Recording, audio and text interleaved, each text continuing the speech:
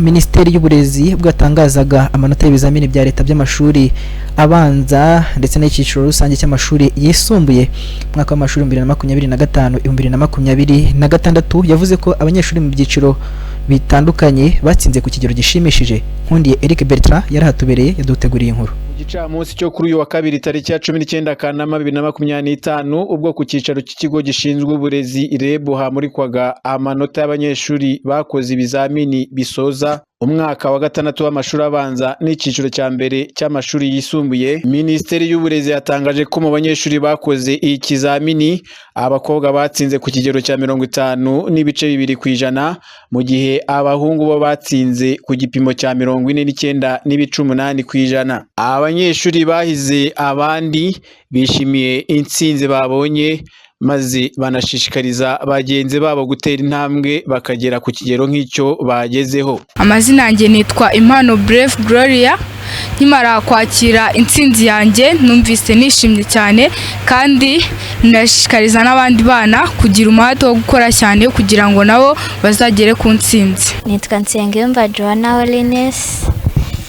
Mu by'ukuri nishimiye kuba natsinze ku rwego rw'igihugu, byanejeje cyane. Inamba ya mbere najya barumunagize muri Highland School nuko basenga bizeye kuko Imana ishobora byose. Icya kabiri bagomba gukora ibyakwiriye kuko akabikora neza kandi wabikunze, kuko ikintu ukunze ugikora neza ugishizeho umutima wawe wose.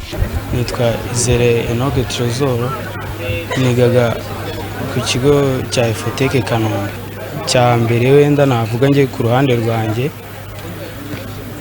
ni ukwiga kare, navuga nyine fondasiyo, ntuvuge ngo wenda nziga ngeze muri 3e ugahera kare, ndavuga mu wa mbere, so ugahera fondasiyo, cyangwa se wenda n'abageze mu wa gatatu wabona fondasiyo itameze neza ugasubira inyuma ukabisubiramo neza, kandi amasomo yose ukabalensinga, ntugire isomo ubugamiraho ngo uvuge ngo imibare irakomeye cyane reka bariyo mu mwanya ikinyarwanda nyireke, kuko byose naje gusanga ari amanota 100, byose ni 100 mu cya leta.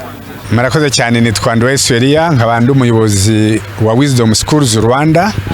Tukaba twandejejwe cyane no kubona uyu mwana wacu arakaza Leon Victor wabaye wa mbere ku rwego rw'igihugu n'amanota menshi 99.4. Ni umunezero mwinshi muri Wisdom Schools family, mu muryango wa Wisdom School, mu babyeyi, mu barimu ndetse n'abanyeshuri, kuko uyu mwana kuba yagize amanota angana gutya abaye icyitegererezo ku bandi. Igihe cyose tuzatugira umwanya wo kuganira n'abandi tuzatubamenyesha tuti Leon Victor amanota yabonye nawe wayabona. Atanze rero umurongo mwiza kandi atumye Wisdom School inezerwa kandi yishimira uburere n'uburezi yatanze muri umwaka w'amashuri ushize. Minisitiri w'Uburezi Joseph Nsengimana yavuze ko abana batsinze neza mu mwaka w'amashuri wa 2024-2025 ugereranije n'umwaka wa 2023-2024. Abana bakoze bashyizemo imbaraga ndetse urabibona mu manota nk'uko Dr. Bahati yabyerekanye. Urabona mu bice byose uburyo ari abari barakoze nabi mu hasi hagati ya 0 na 40, uburyo uwo mubare wagabanutse, ndetse hagati ya 60 cyangwa 70% umubare wazamutse.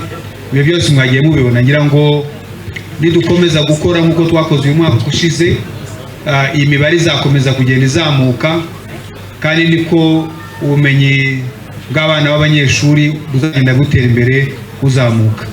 Ndagira unange shimire aba bana bari hano bakoze neza, mwabonye amanota babonye arashimishije rwose, ubwo mwamfasha kubaha amashyi.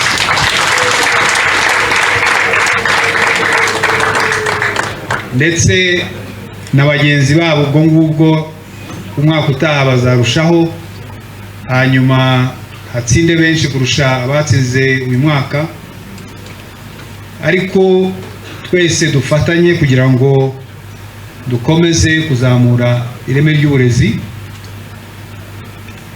abana barusheho gutera imbere, tubikore mu buryo bwubaka kugira ngo tuzashobore kugera ku cyerekezo 2050 na even 2050 nyakubahwa perezida wa Repubulika yatugeneye nk'igihugu, kandi ngira ngo benshi muri twebwe twishimiye. Mu mashuri abanza mu banyeshuri biyandikishije gukora ikizamini 219,900, muri bo 166,333 batsinze ibizamini. Abanyeshuri 64.3% nibo batsinze ibizamini bya leta bisoza icyiciro rusange cy'amashuri yisumbuye mu mwaka w'amashuri wa 2023-2024. Nkundiye Eric Bertrand, Kuduri TV i Kigali.